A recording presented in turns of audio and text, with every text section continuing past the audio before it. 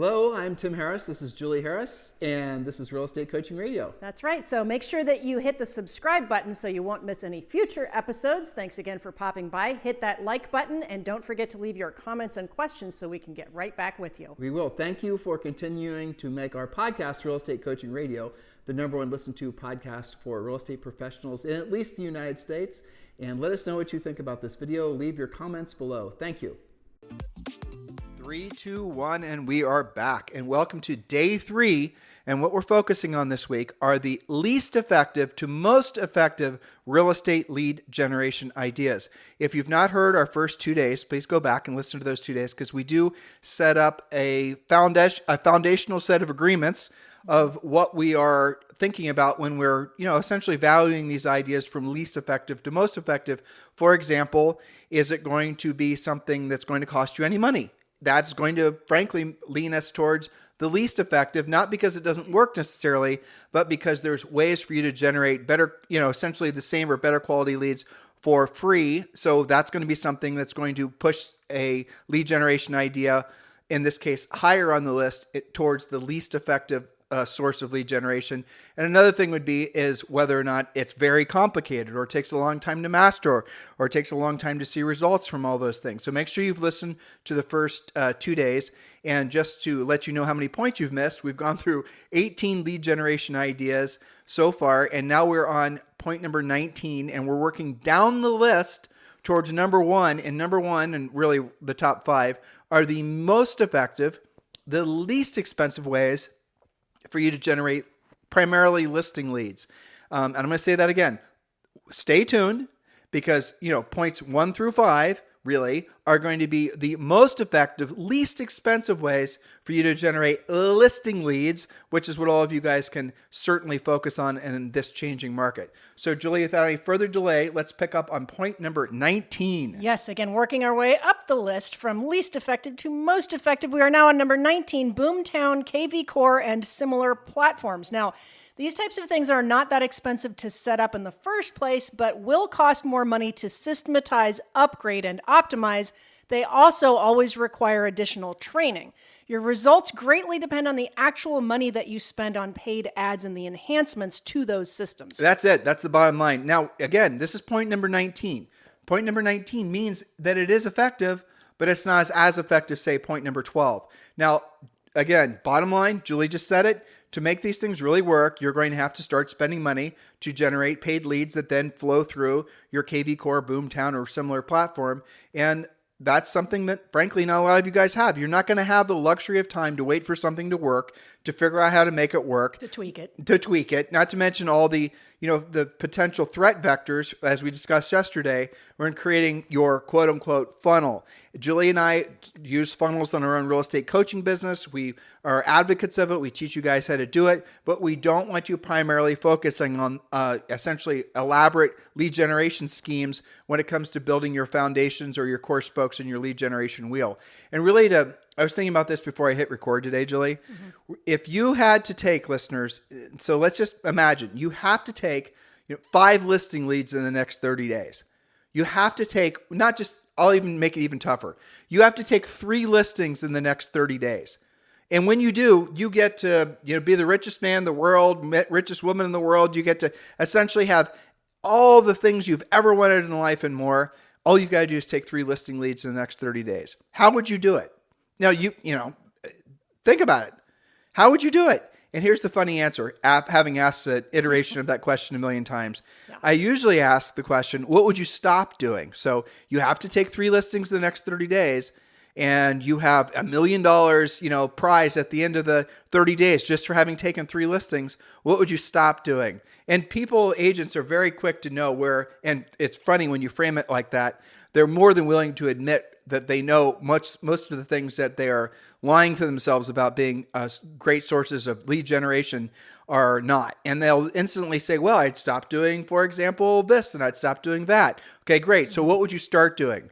And they'd say, well, I probably want to call a seller who had their listing just expire. Well, yeah, that would be a good idea. I know, miraculously, they do know the answer. So all of you do. But why don't you do it? Because it requires more skill and more skill around what to say and how to say it, but also more skill on how to deal with your emotions when you're doing the actual work. The things that are the least effective and most expensive, you guys listening to what I just said? Least effective and most expensive are also the things that will be attracting most agents because it requires the least amount of skill.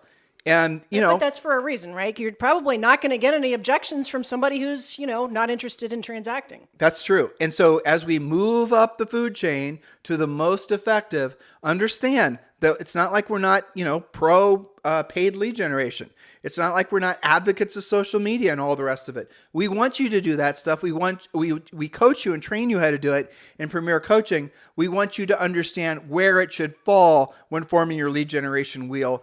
Julie, point number 18. Point number 18, your professional sphere of influence. Now, this is different than your past client database. This is your professional sphere of influence. People like mortgage people, loan originators, title company managers and closers, home inspectors, stagers, closing attorneys, estate sale contacts, consignment store owners, plumbers, painters, carpenters, electricians, anyone who fixes your inspection problems.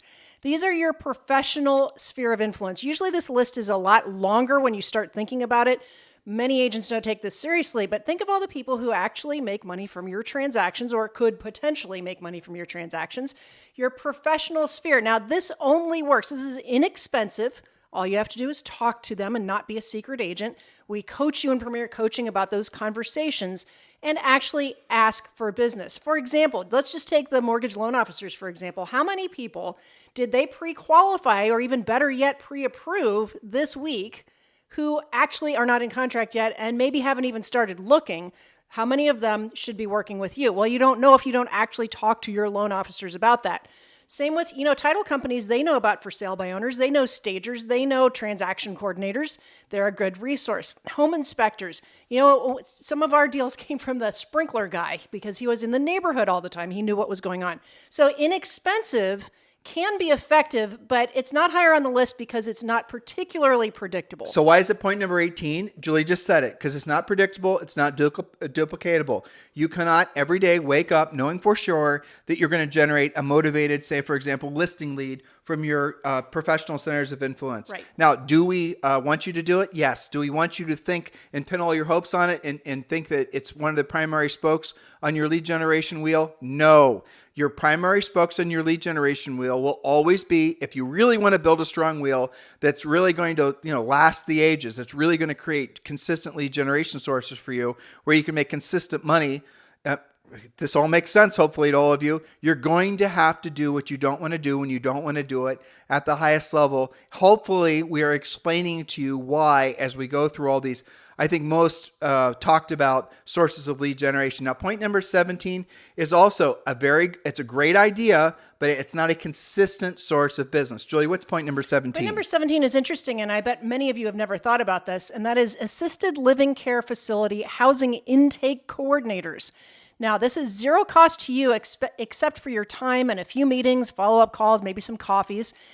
People pay for their assisted living care and housing expenses by selling their primary residence most times. So how do you do this? Again, more in-depth in Premier Coaching, but you're going to use your pre-listing package, have coffee with the coordinators, and offer to be a liaison to help with a smooth transition. I'll give you a quick example right out of our coaching clients. They use the regular pre-listing package that we teach them in Premier Coaching, but they'll add a few things like one of the big issues about this is people don't know what to do with their pets if they're not allowed to take them to their assisted living. So rehoming their pets, working with rescue networks, also estate sales. Most times people are selling a house that they've had for 30 or 40 years, and they're dragging their feet because, it's their family home. So if you can assist and become that liaison, now this is a longer relationship. That's why it's not higher on the list, and you do have to consistently work this. But the coaching clients that we've seen have success with this have not just one assisted living housing care intake coordinator, but they'll work with maybe 5 or 6. They'll befriend them. They'll work with them. They'll work it into their regular communication and prospecting. When we used to live in Georgetown, Texas, which is just a little bit north of Austin, what we didn't know when we moved there is that Georgetown in all of the United States was one of the biggest places for assisted living places. It was what was Sun Valley was there and all these others. And what we thought that was extraordinary. Frankly, we were thinking about investing in some of the facilities that were being built, which were being built everywhere. And we went in and we wanted to understand the business model. So we walked in, we talked to the different sales reps. We weren't selling real estate. So, we were asking questions as if we were, wondering what they did with their listing leads. And it's exactly what Julie just said. So that can be a good source of business for you, but you got to work it. You can't just expect to mail them a postcard or whatever, and then expect them to start sending business. You're going to have to build long-term relationships with these guys and gals, and it's going to take time. And maybe you're in your market, it's not a viable spoke. Maybe there's not a lot of those, assisted living places in your particular area. There's only a few, and chances are those few are going to have agents that they're already sending business to. So choose accordingly. But again, a source of business, not a massively consistent source of business, or really something that's predictable and duplicatable. Predictable and duplicatable means every single day, if you choose to, you can wake up in the morning and you can set one pre-qualified listing appointment. Can't do that with really ideas 1 through really 16 at this point. And point number 16, Julie. Yes, that's right. So in this middle part of the list, I would say do these things, but don't count on them. Don't make them your lead spokes, right? They're worth doing, but you can't hang your hat on it. Remember, so if you didn't listen to the first show, we keep on saying spokes, right? The first part of the series. Spokes, the wheel analogy, it's very simple. You're building a bicycle wheel. One spoke makes your wheel very fragile. Your goal is to make an anti-fragile wheel, right? More spokes, stronger wheel, makes sense. But you have to choose wisely the spokes you put on your wheel. So if the first spoke you put on the wheel is working with, the previous point, which was, assisted living care facility, housing intake coordinators, if you think that's going to be your, that's going to be the horse you're going to ride into the horizon with, well, that's a very, very fragile spoke, and it's not going to be a consistent source of business. And it should be one of your spokes, but probably not even one of your first 5. A minor spoke. Minor spoke, exactly. Point number 16, Julie. Okay, point number 16, your own homeowners association. Almost all of you have this in one form or another. So here's your plan. Go to the meetings, bring value. You don't have to be on the board to get to know who's running the neighborhood. Do this with your own HOA first, and then start attending any neighborhood HOA meetings where you have listings. Now, you might find out who's behind on their HOA dues. Sometimes this is an early indicator that they need to sell. Might be a good reason to be talking to people, networking with the people on the boards. Now, the only cost to you on this is your time. It can be effective assuming that you maintain the relationships and actually talk about real estate. In parts of the country, like for example, Manhattan, have a ton of clients in Manhattan, coaching clients have had over the years. In some of those cases, you have to actually let the HOA, and it's called different things, right? And know that you're going to be putting your unit for sale. So what you're going to discover also is the HOA is going to know what units are coming for sale. Yes. Julie mentioned, here's another thought for you. Let's say you're down in Florida and there's a lot of people with VRBOs in a particular homeowners association. And then that VRBO or that homeowners association's going to know which ones are essentially VRBOs. Most likely they're going to know, they're going to have a list, and you're going to be able to take that list. It's going to give you insight of who might be more motivated to sell. But understand this is not a predictable and duplicatable source of business. You can join the HOA, you can work your HOA, you can get access to information that would only be available to people in the HOA. It's just information. It's not going to be an actual verified, I want to sell my house type lead. It's not predictable. It's not duplicatable. Isn't expensive though. It isn't expensive. If I don't say, I would not agree that going to HOA meetings isn't expensive. I'd say mentally, maybe the psychological trauma is costly, but you guys get the point. Yes, but okay, so just a tiny spin off this. Many of our coaching clients work buildings, high-rise and mid-rise buildings, and they have been very successful taking their upcoming listings to those boards. Why? Because usually people on an HOA are enthusiasts for the neighborhood or the building, and oftentimes they will sell another unit to somebody who is already invested in that building, right? Maybe they're on the HOA, maybe they're not.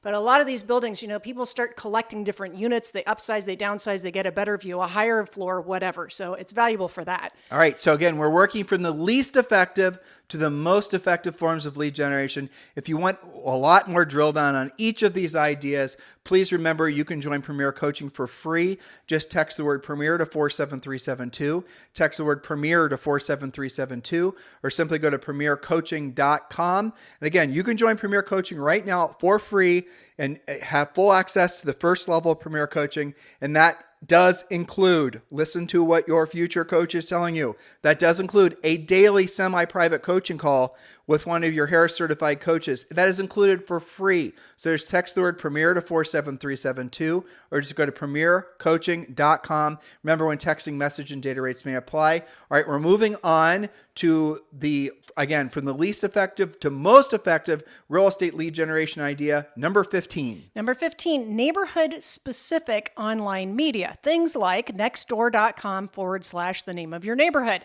As well as using Nextdoor for all of your listings, you can also use Nextdoor for finding homes to sell to your buyers, neighborhood-specific Facebook pages, neighborhood-specific WhatsApp groups. This is inexpensive and can be effective.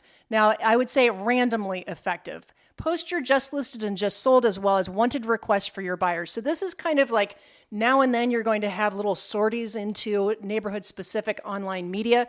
This I would not necessarily put as a standalone spoke. This is more of a support spoke to your existing business. But I have to say, I have had coaching clients tell me that what they're doing, I'll give you an example of what I mean by, going in and using it now and then. I had a coaching client in Louisiana. She took a listing. She sold it right away. She had multiple offers. She posted on her neighborhood next door for that, neighborhood listing. She said, the good news is we sold it right away. The bad news is there's 4 other people looking in this neighborhood. Who's next? She got an immediate listing off of Nextdoor doing that. Again, this is the reason it's point number 15.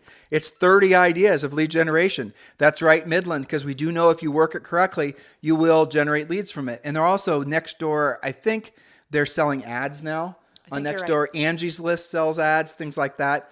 But at the end of the day, this is an effective way. But understand, it is passive. You cannot essentially spend time or even money on a little ad on Nextdoor and really 100% know you're going to get anything from it. We don't like that for you. No. We want you to spend your money and your time on things that will 100% get you a lead, that will result in a closed transaction that will get you paid. That is our focus. Hopefully that's your focus as well. That's right. So is it worth doing? Yes, but can you absolutely count on it and call it predictable and duplicatable? No. But it is worth doing. You just have to know where it fits in your business. Okay, number 14, moving on up the list, is probate. Probate is what happens when somebody passes away and their estate has to be sold. Usually the estate includes a house or houses.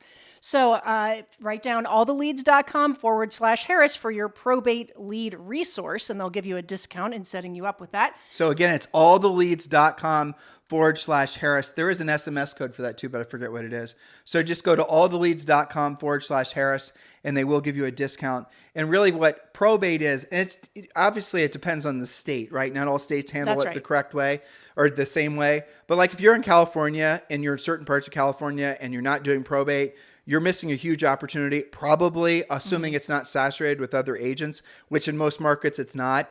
And what really probate is like when someone passes away, the house goes through probate. And when it goes through probate, one of the things that the attorney is going to do is decide, along with the family usually, but a lot of times it's just the attorney deciding who's going to get the listing. So what probate, and by the way, yes, of course, in Premier Coaching, we have an enormous amount of coaching and training with videos on how to chase probate leads. Matter of fact, the coach from All the Leads has created coaching videos on Premier Coaching. That's right. Teaching guys who used to be the actual system to do it. Right. Who used to be one of our formal coaches, by the way. Mm-hmm. Yes. What's his name? What's his first name?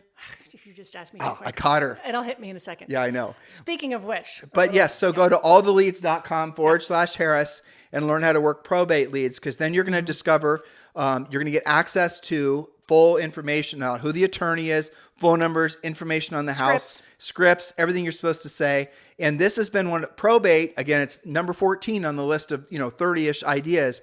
Probate for some of our coaching clients has become one of their top 5 spokes, depending on how diligent they were. I remember Bill Bird, for example, depending on how diligent they were about following up with the attorneys. And, you got to obviously work it just like you do everything else, but then you start getting consistent business from it. Yes. Now, this is higher on the list specifically because the intent is there, right?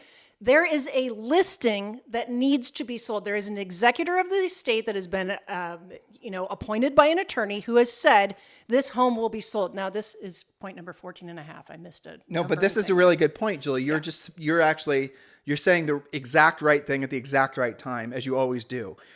So probate, the nice thing about point number 14 and all the points that are after this, you're going to notice what Julie just said is true. The intent completely is changing. If you're, for example, you're back on point number, let's say 18, your professional sphere of influence, there's no real intent. There's no real, like you can't call up your plumber and he's not going to intentionally be looking for listing leads for you or have listing leads or not really in the listing leads or buyer leads. You might not even be thinking about real estate today. There's no intent there. With probate, you're going to find real estate that needs to be sold. Our primary focus, and we're hoping your primary focus is always going to be on on the listing side of the business, because everything comes from listings. Leverage comes from listings. Everything that you want in your real estate practice comes from being focused on being a listing agent. Probate and all of our points going forward are all going to be dealing directly with actual listings and buyers that want to transact. It's not speculative.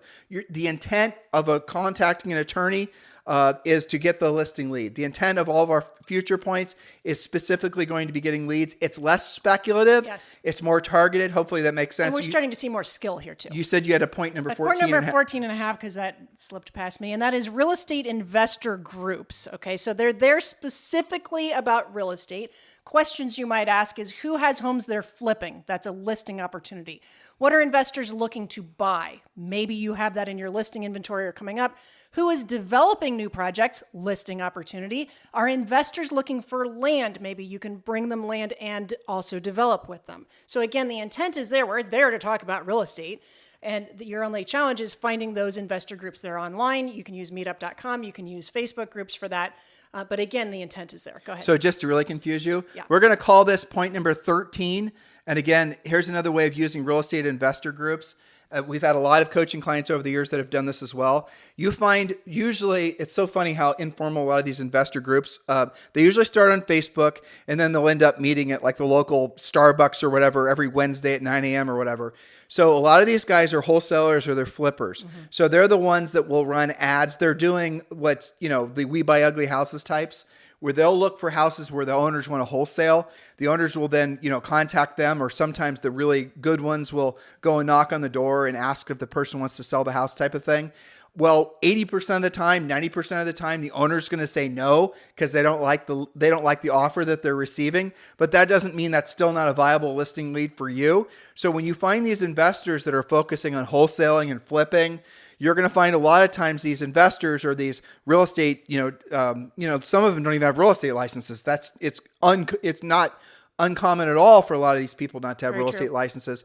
So ask them what they're doing with the leads that they generate where the people decline the offer, and then you're going to create another source of potential business. The way to essentially win them over is when you come across somebody that wants to quote unquote wholesale their house, then you flip that to that potential investor. You're going to dig around on Facebook primarily. That's where most of these little localized groups are hiding out. Do just some keyword searches on Facebook. You'll find them. Go to Google, do some keyword searches there.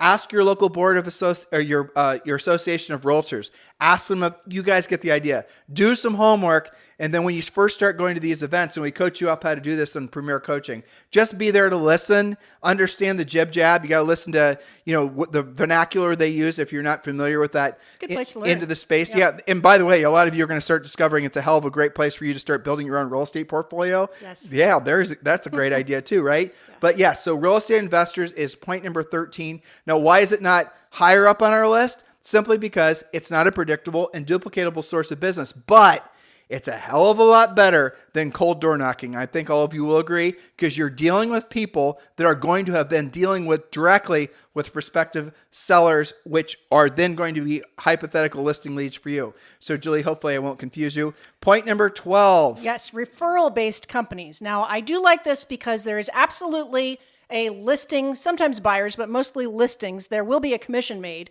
So that's good. It's real estate specific. I don't like it so much because you can end up paying as much as 35%. I think some reload companies are up to 41% in 43. fees. 43%. Some of them are 43. Yep. Yeah. So what are companies like this? Well, OpCity, UpNest, HomeLight, Clever. There's tons of these. Tons of these. And they do range. They're not all 35 to 40%. Some of them they have a sliding scale depending on the closing price. There's lots of different models to this. So the good thing is, obviously, there is a deal to be done there. The bad thing is it is a fairly costly deal. The good part about this, though, is in some cases, especially with corporate relocation, the the price tends to be higher. The listing price tends to be higher for executives. And it does give you a listing to work with. You can do all of the things we teach you in Premier Coaching. Just because it was a referral-based listing doesn't mean you're not going to monetize it like you would anything else. I think it actually puts more pressure on you to do more of the stuff so that you can spin off more business. And your for sale sign doesn't say, hey, I paid 35%. It says sold. Then that gives you other activity you can do in the neighborhood. So there is a place for that. It's higher on the list because it clearly is a deal. Well, dealing with reload companies in particular, it is. Do you have reload companies? Yes, you do. Yes. I won't step on okay. Your future point. But yeah, so those referral-based companies, those can be a good source of business, but you really better be doing the math on how much you're going to be netting from that transaction. And you better use it for all it's worth. When you take a listing, you're paying like 35% of it. Yeah, and it's a lot, which, that's going to be something that, depending on where you're at in your career, you might want to consider doing that. But again, do figure in what your actual net from that transaction is going to be. Because if it's a buyer and they're, looking for something that's going to require you showing them a lot of houses over a lot of time, and you're having to pay a 35% referral fee and you're going to end up making like $5, well, you maybe don't want to work that lead. But it is, to Julie's point, clearly a motivated lead, but it's clearly very expensive. By the way, the reason it's expensive is because they're charging you for what, frankly, you should have been doing yourself, was generating your own lead. So they're going to generate a lead, they're going to pre-qualify the lead, and then they're going to sell it to you, and then they're going to make the margin because you were not willing to do it yourself. It's a lazy charge. It's a lazy upcharge. Well, it is. I'm just saying. All right, point number, this is going 11. To be 11. Yes. Buyer and seller seminars. Now, there's two ways to do this. You can do it in person. You can do it online using Facebook Live or Zoom or some combination of that. So buyer and seller seminars. And again, this is something that we really drill down on in Premier Coaching.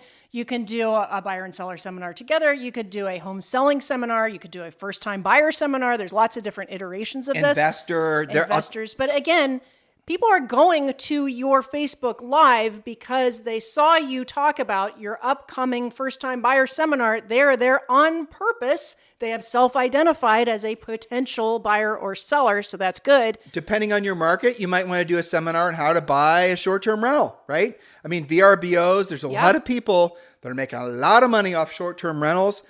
There's a lot of ways to lose money doing that as well, but I promise you guys, if you are in Florida, if you're in Amelia Island, exactly. If you're in any of these markets around the country where there's obviously a lot of vacation traffic, you're going to have a field day teaching potential buyers how to do short-term rentals. But again, this is not as, Julie and I were debating where to put this on the list. Yeah. Because it's not a predictable, duplicatable source of business, but it is something which we do like.